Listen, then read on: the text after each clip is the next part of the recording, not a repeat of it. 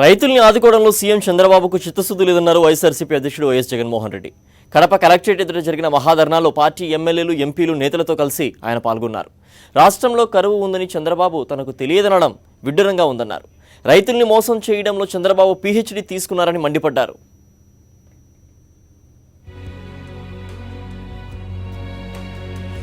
Kadapa collectorate దగ్గర రైతు మహాధర్నా జరిగింది. ఈ ధర్నాలో వైఎస్ఆర్సీపీ అధ్యక్షుడు వైఎస్ జగన్మోహన్ రెడ్డి పాల్గొన్నారు. సీమ ఆయకట్టుకు నీళ్లు ఇవ్వకపోవడంపై నిరసన తెలిపారు. రాష్ట్రంలో కరువు ఉందని తనకు తెలియదని చంద్రబాబు చెప్పడం సిగ్గుచేటన్నారు వైఎస్ జగన్మోహన్ రెడ్డి. కరువుతో ఇబ్బంది పడుతున్న రైతుల్ని ఎలా ఆదుకోవాలో కనీసం కేబినెట్లో సమీక్ష కూడా నిర్వహించకపోవడం దారుణమన్నారు. రాష్ట్రంలో కరువును ఎలా ఎదుర్కోవాలి అని చెప్పి కేబినెట్ మీటింగ్ పెట్టాలి. రైతులకు ఎలా తోడుగా ఉండాలి, రైతులకు ఎలా ఆదుకోవాలి అని చెప్పి ముఖ్యమంత్రిగా తాను రివ్యూ తీసుకోవాలి. కానీ చంద్రబాబు నాయుడు గారు అంటారు తనకు తెలియదేనే అంటాడు.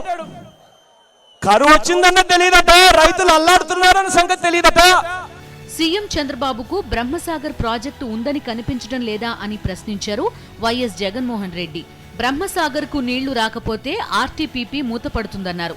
ఆ ప్రాజెక్టు మూతపడితే దానిని చంద్రబాబు సింగపూర్ కు అమ్మేస్తాడన్నారు వైఎస్ జగన్. బ్రహ్మసాగర్ ప్రాజెక్టులో నుంచి ఆర్టీపీపీకి కూడా నీళ్లు రావాల్సిన పరిస్థితి. ఆర్టీపీపీకి నీళ్లు రాకపోతే కరెంట్ ఉండదు. ఈయన పుణ్యాన ఈయన ముఖ్యమంత్రి అయిన తర్వాత వర్షాలు రాకుండా పోయాయి. 2 ఏళ్ళు ఈయన నీళ్ళు బ్రహ్మసాగర్కు. బ్రహ్మసాగర్లో నుంచి ఇంకా నీళ్లు రాకపోతే ఆర్టీపీపీ కూడా కొద్ది రోజుల్లో మూతపడే పరిస్థితి. ఆర్టీపీపీ కూడా మూతపడితే ఇక కరెంటు కోసం ఎవరి వైపు చూడాలో అర్థం కాని పరిస్థితి. కానీ చంద్రబాబు నాయుడు గారు మాత్రం ఆర్టీపీపీ మూతపడితే సంతోషపడేవాడు చంద్రబాబు నాయుడు. కారణం ఏంటో తెలుసా? ఆర్టీపీపీ మూతపడితే అది మూతపడింది అని చెప్పి వేరే వాళ్ళకి, సింగపూర్ వాళ్ళకి అమ్మచ్చు కదా ఆ ప్రాజెక్టును కూడా అని చెప్పి అనుకునే రకం. రైతుల్ని మోసం చేయడంలో బాబు పీహెచ్డీ తీసుకున్నారన్నారు వైఎస్ జగన్.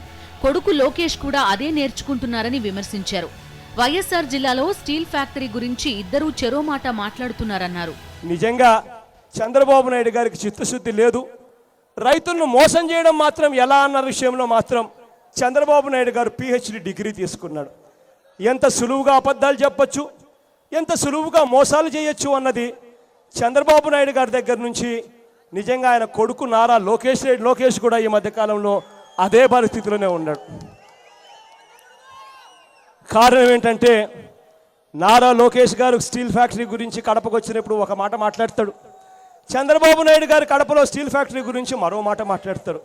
చంద్రబాబు నాయుడు గారి పాలన గురించి 3 ముక్కల్లో చెప్పాలి అని అంటే అబద్ధం, మోసం, దుర్మార్గం, వెన్నుపోటు. ఈ ధర్నాకు వామపక్షాలు, ప్రజా, రైతు సంఘాలు మద్దతు తెలిపాయి. అనంతరం వైఎస్ఆర్సీపీ ఎమ్మెల్యేలు, ఎంపీ, నేతలతో కలిసి కలెక్టర్ సత్యనారాయణకు వైఎస్ జగన్ వినతిపత్రం అందజేశారు.